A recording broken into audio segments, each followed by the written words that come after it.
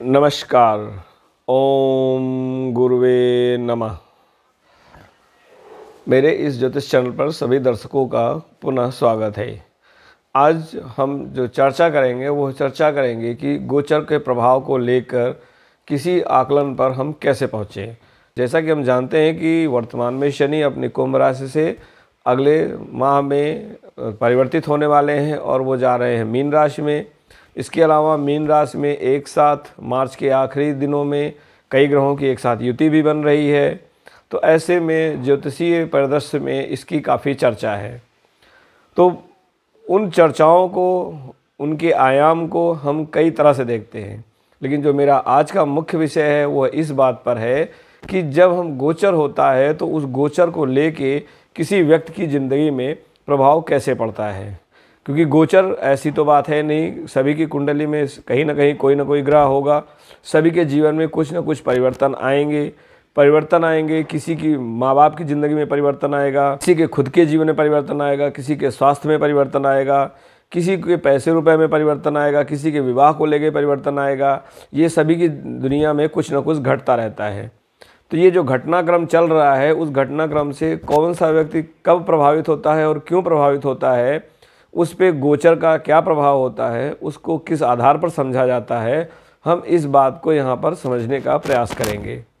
तो बात को आगे न ले जाते हुए हम मुद्दे पे आते हैं। जैसा कि हम जानते हैं कि गोचर का मतलब होता है कि ग्रह वर्तमान समय में या जिस समय का आप गोचर देख रहे हैं, आपके कुंडली के अन्य ग्रहों के सापेक्ष किस स्थिति में है। अब मान लीजिए कि शनि मीन राशि में जाएगा या गुरु जो है आगे चल के वो मिथुन राशि में जाएंगे। अब शनि का मीन राशि में जाना, गुरु का मिथुन राशि में जाना, ये सबके जीवन में अलग अलग ढंग से प्रभाव डालेगा। क्योंकि किसी की कुंडली में उसकी जो जन्म कुंडली है उसमें गुरु कहीं और होगा, किसी की कुंडली में जो उसके जन्म लग्न का शनि है वो कहीं और होगा। तो यह जो शनि है उस शनि से कैसा संबंध बना रहे हैं, या ये गुरु हैं वो उस गुरु से, जन्म कुंडली के गुरु से कैसा संबंध बना रहे हैं।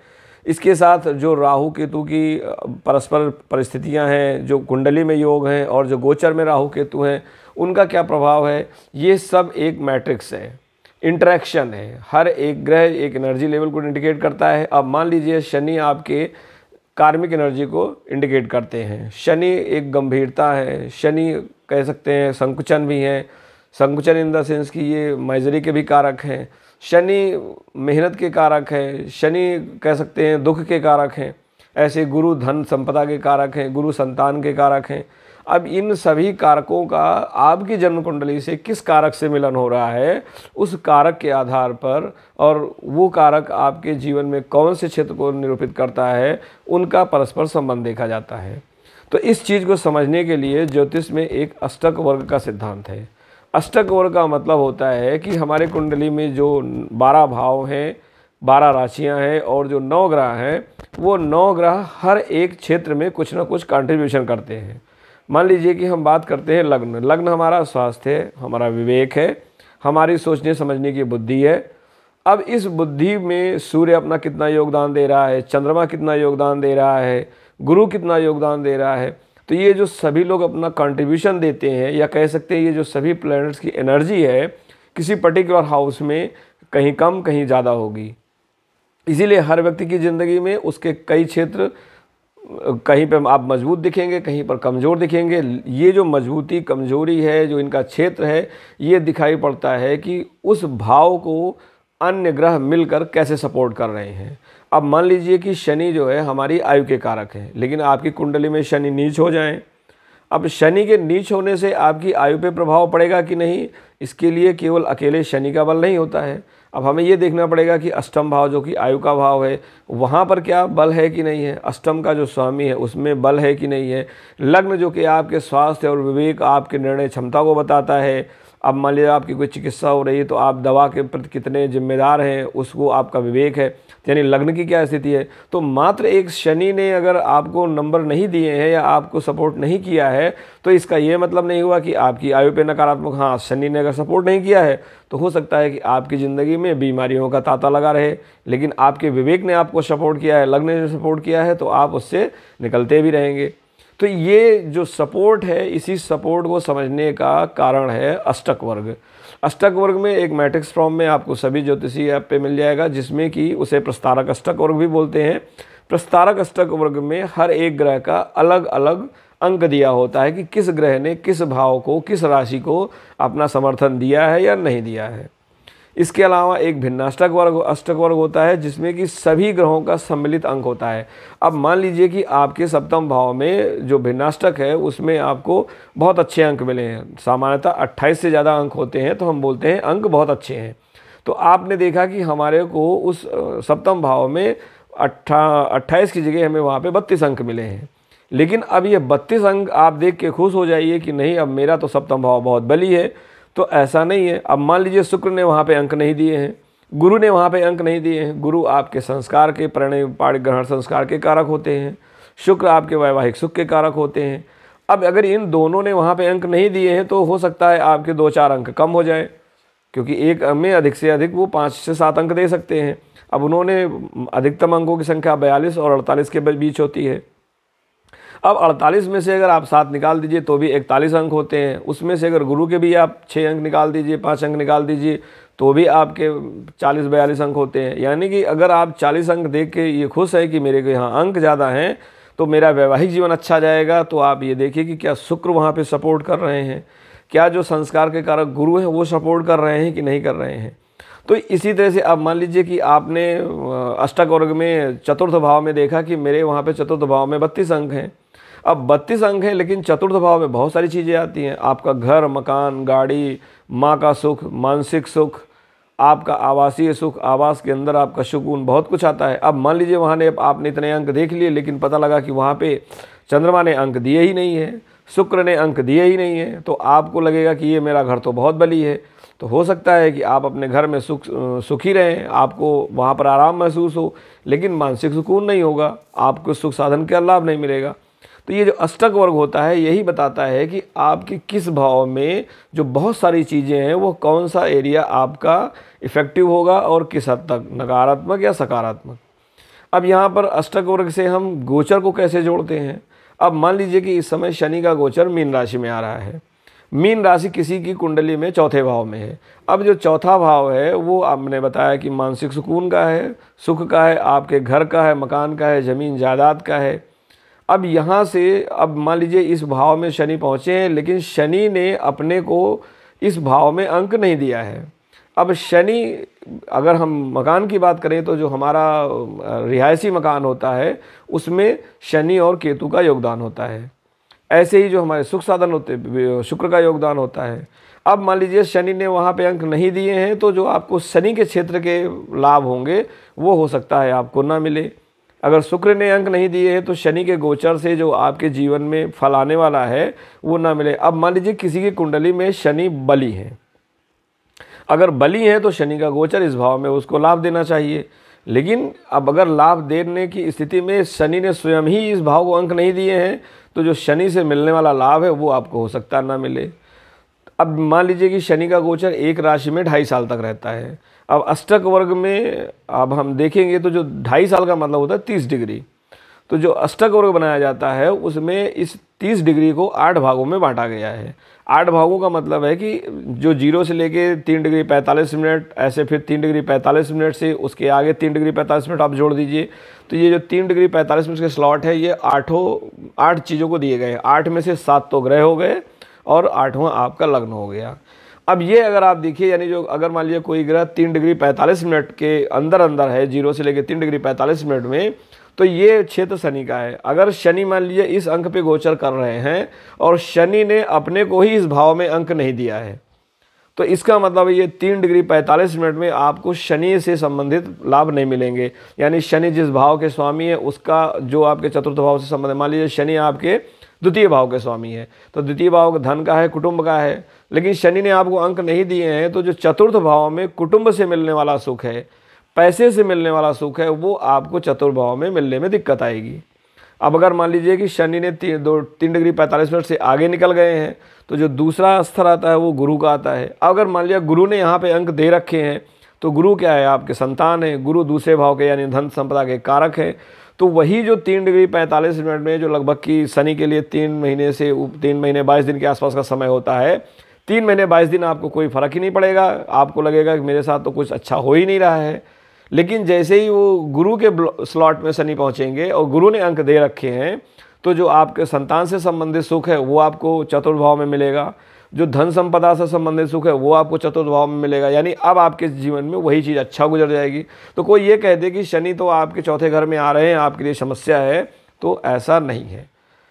शनि 3 डिग्री 0 से लेकर 30 डिग्री तक का समय चलने में जो 2.5 वर्ष का समय लेते हैं, वो क्रमशः 8 भागों में आप बांटिए। अब 8 भागों में जो वो ग्रह हैं, क्या उन्होंने उस भाव में अंक दिए हैं कि नहीं दिए हैं।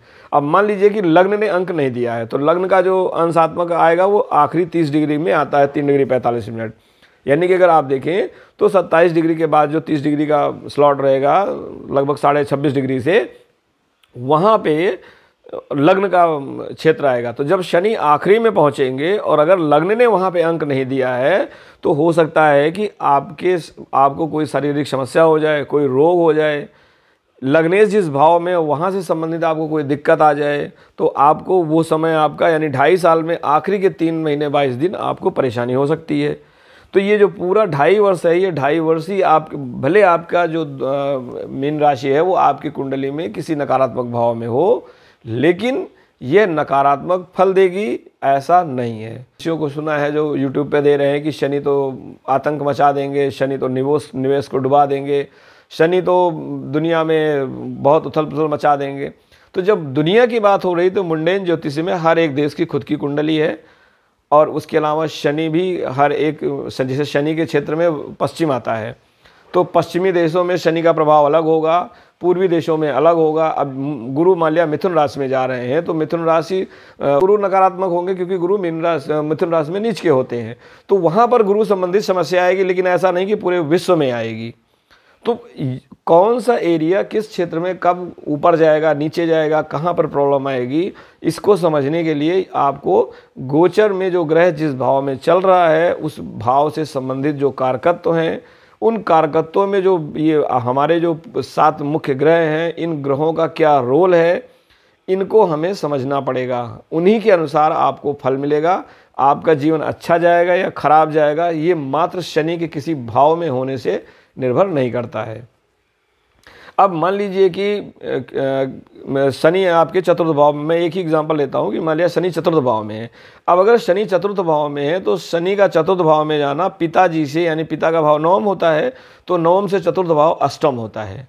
तो यानी इस दौरान में अगर सूर्य ने चतुर्थ भाव को अंक दे रखे हैं और कहीं सूर्य की डिग्री भी अपनी लग्न कुंडली की डिग्री के बराबर ट्रांजिट में आ जाती है, सूर्य भी चतुर्थ भाव से दृष्टि से संबंध बना लेते हैं या प्लेसमेंट से संबंध बना लेते हैं, या सूर्य का जो नक्षत्र स्वामी है, अब मान लीजिए कि मीन राशि है तो पंचम भाव में सिंह राशि आएगी। सिंह राशि में 3 नक्षत्र होते हैं, मघा, इसके अलावा उत्तरा फाल्गुनी और पूर्वा फाल्गुनी। अब इन 3 नक्षत्रों के में सूर्य जिस नक्षत्र में होगा, अगर उस नक्षत्र के स्वामी ने चतुर्थ भाव को अंक दे रखे हैं, लग्न ने अंक दे रखे हैं, तो इस समय में क्या होगा कि पिताजी के जीवन में कुछ परिवर्तन आएगा, क्योंकि पिताजी के अष्टम भाव का है। अष्टम भाव परिवर्तन का होता है, ट्रांसफॉर्मेशन का होता है। तो यानी पिताजी की ज़िंदगी में परिवर्तन आएगा। अगर वो कोई नौकरी कर रहे हैं तो हो सकता है वो रिटायरमेंट ले लें, क्योंकि ये रिटायरमेंट का भाव होता है। अब यहाँ पर लग्न ने भी अंक दिए हैं, तो इसका मतलब है कि जो पिताजी के जीवन में प्रभाव आएगा उससे आप भी प्रभावित होंगे, क्योंकि लग्न ने भी अंक दे रखे हैं। अगर मान लीजिए चंद्रमा ने भी अंक दे रखे हैं तो चंद्रमा माता का कारक है, या चतुर्थ भाव का स्वामी गुरु स्वयं होता है, गुरु ने भी अंक दे रखे हैं, तो इसका मतलब कि आपकी माता पर भी उसका प्रभाव ऐसा पड़ेगा जी, जो कि उन्हें महसूस होगा। प्रभाव तो हम कह सकते हैं सब पे पड़ेगा, आपके दूर के रिश्तेदारों पर भी आपके पिताजी के रिटायरमेंट का प्रभाव पड़ सकता है, क्योंकि वो उनसे मिलने जुलने जाएंगे, हो सकता है कुछ उनके लिए फंक्शन करें, उनको खाने पीने को मिले। लेकिन वो परिवर्तन जो आपको एक लॉन्ग लास्टिंग इम्पैक्ट देगा, वो बताएगा कि इस चतुर्थ भाव में जहाँ पर अभी शनि है, उस पर विभिन्न जो भाव के कारक हैं सूर्य को मिला के, क्योंकि ये सूर्य का अष्टम है। अब ये माता का भाव है। अब माता का भाव का मतलब है कि अगर अष्टम में चतुर्थ भाव में शनि आए हैं तो माता पर क्या प्रभाव पड़ेगा, उसको हम इस तरह से देखते हैं।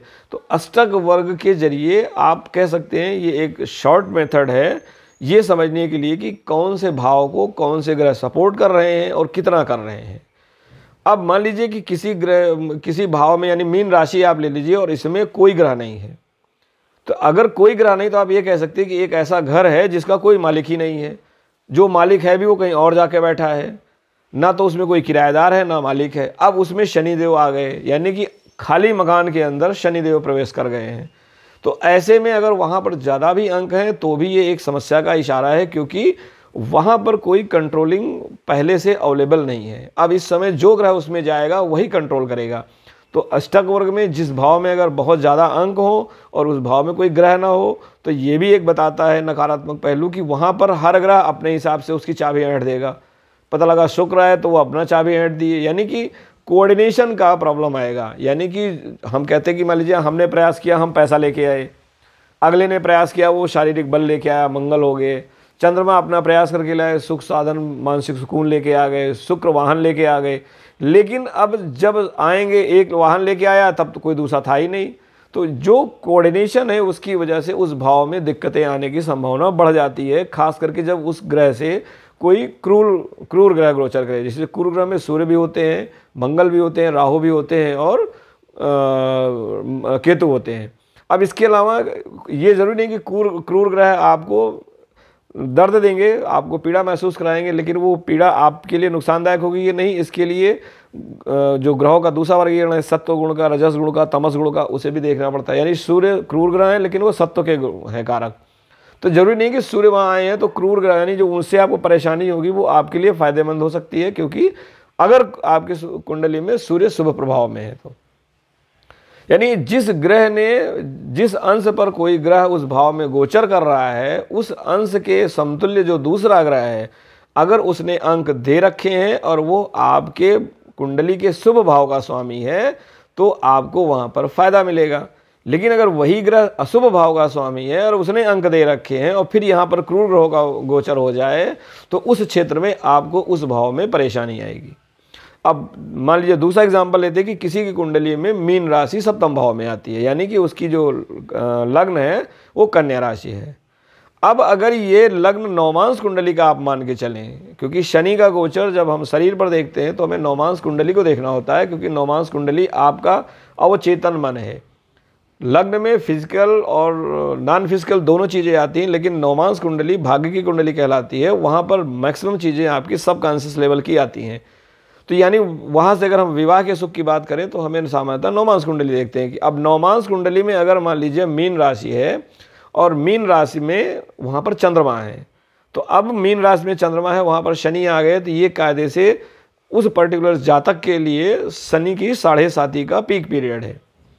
अब पीक पीरियड है और सप्तम भाव में चंद्रमा है। सप्तम भाव क्या है? उसके वैवाहिक जीवन का है, उसकी पार्टनरशिप का है। अब यहाँ पर उसको धर्म से मिलने वाला लाभ है, यानी जो उसने पिछले जन्म में धर्म किया है, पुण्य किया है, उसका जो लाभ है वो भी सप्तम भाव से आता है, क्योंकि ये नवम का एकादश भाव है। यहाँ पर शनि का गोचर आ गया और मान लीजिए इसमें जो ग्रह है वो चंद्रमा स्वयं है, तो अब यहाँ पर जातक को मानसिक परेशानी से जूझना पड़ेगा, क्योंकि शनि और चंद्रमा का वैसे भी तात्काल जो नैसर्गिक है वो सत्वता है। अब हाँ, अगर चंद्रमा और शनि का संबंध लग्न कुंडली में भी बन रहा है, अब यहाँ गोचर में भी बन रहा है, तो लग्न कुंडली में जहाँ पर बन रहा है वो प्रभाव आपको यहाँ पर इस गोचर के दौरान दिखेगा। कब ज़्यादा दिखेगा, कब कम दिखेगा, तो पुनः आपको उस अंशात्मक मान पर जो अन्य ग्रह हैं जिन्होंने नंबर दिए हैं वो देखना पड़ेगा। अष्टक वर्ग से गोचर को हम कैसे समझते हैं? अष्टक वर्ग का मतलब है किसी एक राशि को सभी 7 ग्रहों ने, राहु और केतु क्योंकि ये गणितीय बिंदु हैं तो इनको हम अष्टक वर्ग में ग्रह नहीं मानते हैं। वैसे कुछ सॉफ्टवेयर हैं जो राहु केतु का भी अष्टक वर्ग बनाते हैं, वो अलग मैटर है, लेकिन जो वैदिक ज्योतिष का सामान्य सिद्धांत है उसमें राहु केतु को अष्टक वर्ग में नहीं लिया जाता है। उसके आधार पर आप इसको समझिए। अब उस जो 3 0 से लेकर 30 डिग्री के 8 भाग करिए। 8 भाग में जो पहला भाग है वो शनि का होता है 3 डिग्री 45 मिनट का, अगला गुरु का होता है 3 डिग्री 45 मिनट का। तो जो 0 से 30 डिग्री का जो शनि का गोचर 2.5 साल में होगा, उसमें आपको 3 डिग्री 45 मिनट के स्लॉट में पहला स्लॉट शनि का, दूसरा गुरु का, तीसरा आपका मंगल का, चौथा सूर्य का, 5वां शुक्र का, फिर बुध का, उसके बाद चंद्रमा का, फिर लग्न का। जो ग्रहों की गति है उसको घटते क्रम में ले जाइए, बढ़ते क्रम में ले जाइए, और जो उसी हिसाब से आखिरी में सबसे तेज यानी लग्न का अंशात्मक मानाएगा, यानी जो आखिरी 3 डिग्री 45 मिनट है वो लग्न के, क्योंकि लग्न 2 घंटे में बदलता है, और पहले 3 डिग्री 45 मिनट शनि के हैं। इसके बाद देखिए कि वो उस भाव में इन पर्टिकुलर अंश पर शनि कब गोचर करेगा। अब मान लीजिए शनि 3 डिग्री 45 मिनट चलने में लगभग उसको 3 महीने 22 दिन के आसपास का समय लगता है। अब इस 3 महीने 22 दिन में अगर उस पर्टिकुलर भाव के स्वामी ने नंबर दे रखे हैं तो आपको उस कारकत्व के क्षेत्र से इस भाव में फायदा होगा जहाँ पे शनि है। साथ में शनि की जहाँ दृष्टि है वहाँ पर भी आपको फायदा होगा। ये जो गोचर है उसमें ये 3 डिग्री 45 मिनट के स्लॉट को आप ध्यान में रखिए। उस अनुसार उस पर्टिकुलर भाव के स्वामी का इस पर्टिकुलर भाव में कंट्रीब्यूशन रहेगा, पॉजिटिव या नेगेटिव, ये डिपेंड करेगा कि वह ग्रह जिसने उस पर्टिकुलर अंश के ब्लॉक में अंक दिए हैं वो आपकी कुंडली में किस स्थिति में है। अगर किसी की कुंडली में शनि ही नेगेटिव है, शनि डेबिलेटेड है, शनि आपके जो उपचय भावों का स्वामी है, उपचय भाव का मतलब हो गया 3, 6, 10, 11, अगर इन भावों का शनि खुद स्वामित्व लेते हैं तो चतुर्थ भाव में अगर शनि आ रहे हैं तो ये आपके मानसिक सुकून का है, सुख साधन का है, कंफर्ट लेवल का है। तो यहाँ पर आपको उपचय का मतलब है संघर्ष। आप अपना प्रयास करेंगे, प्रयास के जरिए ये चीज़ें आपकी डिस्टर्ब होंगी। अगर शनि चतुर्थ भाव में है तो वो लग्न पे दृष्टि डालेंगे। अगर शनि नकारात्मक हैं तो हो सकता है आपको स्वास्थ्य संबंधी भी परेशानी इस 2.5 साल के दौरान आए। अब अगर शनि मान लीजिए आपके दूसरे भाव के स्वामी हैं तो आपको धन का लाभ हो सकता है, यानी जो आपका प्रयास होगा या तो लाभ नहीं भी होगा तो आपका जो पूरा फोकस होगा वो धन को लेकर होगा। अब शनि यहाँ अगर चौथे भाव में है तो वो आपको 6ठे भाव पे दृष्टि करेंगे, यानी आप अगर जॉब सीकर्स हैं तो आप जॉब के लिए प्रयास करेंगे। अगर शनि की मान लीजिए इसके अलावा जो 6ठा भाव है वो आपके ऑडिट का भी है, मीन मेख निकालने का है। अगर आप इस समय शादी की बात कर रहे हैं, शादी खोज रहे हैं और कहीं आपका शुक्र ही 6ठे भाव में है और शनि की वहाँ पे दृष्टि आ गई है तो आप अपने जीवन साथी में इतनी कमियाँ खोजेंगे, उसकी अच्छाइयों को हो सकता है आप ध्यान ही न दे पाएँ। अगर शनि नकारात्मक है तो शुक्र वैसे भी अगर 6ठे भाव में है तो लोग अपने जीवन साथी के बारे में इतनी कमियां, मतलब उनको हर एंगल से वो परफेक्ट चाहिए, तो जो कि कभी हो नहीं सकता है। तो आप हो सकता है आपकी शादी बने ही नहीं, आप शादी ढूंढते रहें, आप तय ही ना कर पाएँ। इसके अलावा शनि 10म भाव में दृष्टि डालेंगे। अगर चतुर्थ भाव में मीन राशि में है तो 10m का मतलब वो आपका कार्य क्षेत्र है, तो इस दौरान आपका पूरा फोकस आपके कार्य क्षेत्र पर होगा। अब शनि मीन राशि में है तो 10m भाव में आपकी बुध की राशि आएगी। अब कहीं बुध भी इस समय शनि से दृष्ट हो गए या शनि के साथ युत हो गए या शनि की बुध पर दृष्टि हो गई ट्रांजिट के दौरान, और आपकी दशा में कहीं बुध एक्टिव हैं या दशा में शनि खुद एक्टिव हैं या दशा में शनि से संबंधित वो भाव आ रहे हैं जो उपचय भाव हैं वो एक्टिव हैं, तो आपका पूरा फोकस इस समय स्ट्रगल पर रहेगा, 10m भाव पर रहेगा, यानी कार्य क्षेत्र पर रहेगा। लगन मतलब आप अपनी इमेज को, अपनी ईगो को, अपने हेल्थ को लेके आप अपने क्या चीज़ दांव पे लगाएंगे, चतुर्थ भाव को दांव पे लगाएंगे, क्योंकि शनि चतुर्थ भाव में है। इसके अलावा मीन राशि में शनि चतुर्थ में है तो आपको ये भी देखना पड़ेगा कि मीन राशि के स्वामी गुरु का शनि से संबंध कैसा है। अगर ये दोनों 2 द्वादश हैं, 6, 8 हैं तो समस्याएं आपके साथ बढ़ सकती हैं। अगर ये 9, 5 में है तो आपके लिए अच्छा हो सकता है। तो जब कभी आप यूट्यूब पर या कहीं पर भी किसी के मुँह से ये सुने कि भाई शनि का गोचर मीन में आने वाला है या गुरु का गोचर मिथुन में आने वाला है तो ये समस्याएं आएंगी, आप करोड़पति बन जाएंगे, आप रोडपति बन जाएंगे, आपका विवाह में समस्या आएगी, तो आप इसको ब्लाइंडली मत लीजिए। इसको लेने का सीधा सिद्धांत है या तो आप अपनी कुंडली को अच्छी तरह जानते हो या फिर आप चुपचाप अपने कर्म में लगे रहिए, क्योंकि शनि के कर्म के कारक हैं। अब यह विश्लेषण किसी के जीवन में कैसे प्रभाव डालता है हम इसको समझते हैं एक उदाहरण के जरिए। अब यहाँ पर जो मैंने कुंडली ली है, ये कुंडली जिस जातिका की है उसके हिसाब से उसके चतुर्थ भाव में ही शनि का गोचर अभी आने वाला है।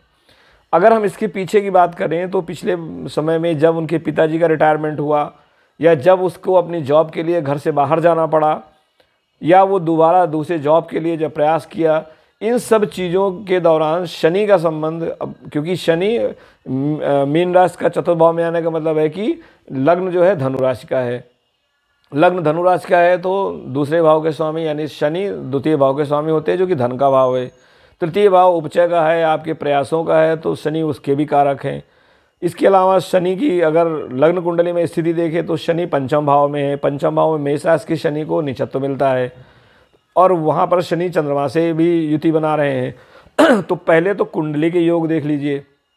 अगर कुंडली में शनि चंद्र की युति है तो निश्चित रूप से समझिए कि मानसिक सुख मिलने में थोड़ा दिक्कत आती है, आदमी मेंटली स्टेबल नहीं होता है, उसको एक ना कोई समस्या या तो मिल जाएगी या खुद अपने लिए समस्या अपने आप से ही सोच सोच के पैदा कर लेगा, क्योंकि चंद्रमा मन के कारक है। अब वहाँ पर साथ में शनि के गुरु भी मौजूद हैं, गुरु लग्नेश हैं, यानी कि लग्नेश स्वयं शनि के साथ हैं, तो यानी जो शनि का प्रभाव आएगा उसमें उस जातक का खुद का योगदान भी अच्छा खासा रहेगा, क्योंकि दोनों वक्री हैं और दोनों एक साथ हैं, पंचम भाव में है जो कि आपके विवेक का भाव है। यानी विवेक से ही जातक अपने लिए समस्या पैदा करेगा या अपने लिए वो, क्योंकि वक्री ग्रह हैं तो वो बार बार उस पर आएगा। अब शनि जब चतुर्थ भाव में आ रहे हैं तो मैंने बताया कि द्वितीय भाव लग्न पे दृष्टि जाएगी, यानी जातक के खुद के व्यक्तित्व पर प्रभाव पड़ेगा, उसके स्वास्थ्य पर प्रभाव पड़ेगा। अब यहाँ पर देखना पड़ेगा कि ये जो 2.5 साल का समय है, इसमें मैं आपको बगल में दिखा रहा हूँ कि 3 डिग्री 45 मिनट का जो समय है, इस महीने किस महीने में किस ग्रह ने अंक दिए हैं। अब महीने का मतलब है कि किस अंशात्मक बिंदु पर जो उसके करस्पॉन्डिंग प्लैनेट्स हैं, ग्रह हैं, उन्होंने नंबर दिए हैं। तो जिस ग्रह ने नंबर दिए हैं वो ग्रह उस पर्टिकुलर पीरियड में अपना रिजल्ट देगा। इसके अलावा अब यहाँ पर शनि लग्न के साथ छठे पे, छठा जॉब का है, मैंने बताया, छठा कमी निकालने का है, छठे के स्वामी शुक्र हैं। अब यहाँ पर इस पर्टिकुलर जो पीरियड होगा 2.5 साल का शनि का, उस दौरान छठवें भाव के स्वामी शुक्र का जब शनि से करस्पॉन्डेंस बनेगा, शुक्र यहाँ पर अष्टम भाव में है तो गोचर के शनि के त्रिकोण में है। तो नॉर्मली गोचर में त्रिकोण को भी हम लेके चलते हैं। तो अब गोचर में त्रिकोण में शनि के शुक्र आ रहा है, अगर शुक्र गोचर में भी शनि से जुड़ जाए और शुक्र ने भी चतुर्थ भाव को अपने अंक दे रखे हैं, तो जो अष्टम भाव से संबंधित परिणाम है यानी ट्रांसफॉर्मेशन, वो चतुर्थ भाव में आपको रिफ्लेक्ट होगा। अब ट्रांजिट में शुक्र शनि से कब जुड़ रहे हैं वो भी आप बगल में चार्ट में देख सकते हैं। तो यानी ये पर्टिकुलर पीरियड में शनि का प्रभाव अष्टम भाव पर आएगा क्योंकि वहाँ शुक्र हैं, छठे भाव पर आएगा या छठे भाव के जरिए आएगा क्योंकि छठे भाव के स्वामी शुक्र हैं और शुक्र ने अंक दे रखे हैं। तो शनि जब इस पर्टिकुलर अंश के दौरान गोचर करेंगे तो ये प्रभाव आएगा। इसी तरह जब सूर्य के करस्पॉन्डिंग अंश पर जब शनि गोचर करेंगे मीन राशि में और सूर्य ने अगर इसको अंक दे रखे हैं तो उनके पिता के जीवन पर प्रभाव पड़ेगा। ये उसकी दूर देश की यात्रा का है, जो लंबी यात्राएं होती है उसका भी है। तो हो सकता है जातक का उस दौरान सूर्य के कारण, सूर्य मतलब क्या है, उच्च शिक्षा का भाव है क्योंकि नवम में सूर्य है, तो उस उच्च शिक्षा के चलते या किसी शोध के चलते उसको अपने यात्राएं करनी पड़े। तो इस तरह से ये 3 डिग्री 45 मिनट के आप स्लॉट को समझिए। तो जब तक आप अपनी कुंडली में ग्रहों के बल को नहीं समझते हैं, उनके कंट्रीब्यूशन को नहीं समझते हैं, उनके पर्सनल रिलेशनशिप को नहीं समझते हैं, आप केवल ग्रह के गोचर की बातों को सुन के आप अपने आप को किसी प्री बायस्ड मोड में नहीं ले जाए। इस अष्टक वर्ग पे मैं विस्तृत रूप से 2 कुंडलियां या 3 कुंडलियों को लेके उनका पर्टिकुलर जो हिस्टोरिकल पर्सपेक्टिव रहा है वो, और जो मेरे हिसाब से फ्यूचर पर्सपेक्टिव होना चाहिए उस पर भी मैं एक अगला वीडियो ले आऊँगा, जिसमें कि आपको ये गोचर का दशाओं का, क्योंकि जब हम गोचर की बात करते हैं तो दशा इम्पॉर्टेंट है। अगर दशा में शनि का संबंध नहीं बन रहा है, दशा अंतरदशा, अब मान लीजिए शनि जो ये मैंने कुंडली बताई इसमें शनि की ही महादशा चल रही है, तो शनि की महादशा में शनि का ट्रांजिट उस भाव से होना, और शनि कर्म के कारक हैं, उपचय के कारक हैं, तो ये जो पर्टिकुलर पीरियड होगा सैटर्न का ट्रांजिट मीन राशि से। अब शनि इसके पहले कुंभ राशि में थे, तो कुंभ राशि में भी शनि उसके स्वामी है यानी उपचय भाव के स्वामी है। तो जो पिछला 2.5 साल उसका गया होगा जातक का, वो भी उपचय भाव का मतलब है कि संघर्ष में बीता होगा, क्योंकि शनि की दशा है, शनि उपचय के स्वामी है और उपचय भाव में ही थे। तो इसका मतलब है कि ये जो पिछला 2.5 साल गया होगा वो जातक संघर्ष में बीता होगा। अब किस संघर्ष में बीता होगा, शनि जब कुंभ राशि में थे तो उनका संबंध बन रहा था आपके पंचम भाव से, यानी पंचम भाव शनि के जब कुंभ राशि में थे तो उसका संबंध बन रहा था नवम भाव से, यानी पिता पर, यानी पिता के लिए भी ये टाइम ट्रांसफॉर्मेशन का रहा होगा, उनके लिए पीड़ादायक रहा होगा, क्योंकि पिछले 2.5 साल में शनि का डायरेक्ट सन से कांटेक्ट हो रहा था कुंडली के। गोचर के ग्रह का कुंडली से कनेक्शन देखिए, शनि का संबंध पंचम भाव से बन रहा था, तो उसकी मेंटल यानी जो मेंटल प्रेशर है, एजुकेशन का भाव है पंचवा, कंसल्टेंसी का भाव है, इससे संबंधित क्षेत्रों में जातक को परेशानी आई होगी, क्योंकि शनि उसकी कुंडली में नीच है। लेकिन उपचय के स्वामी होने के नाते जातक संघर्ष में लगा रहा होगा। उस दौरान शनि की जो दृष्टि थी वो आ रही थी 12वें भाव पे।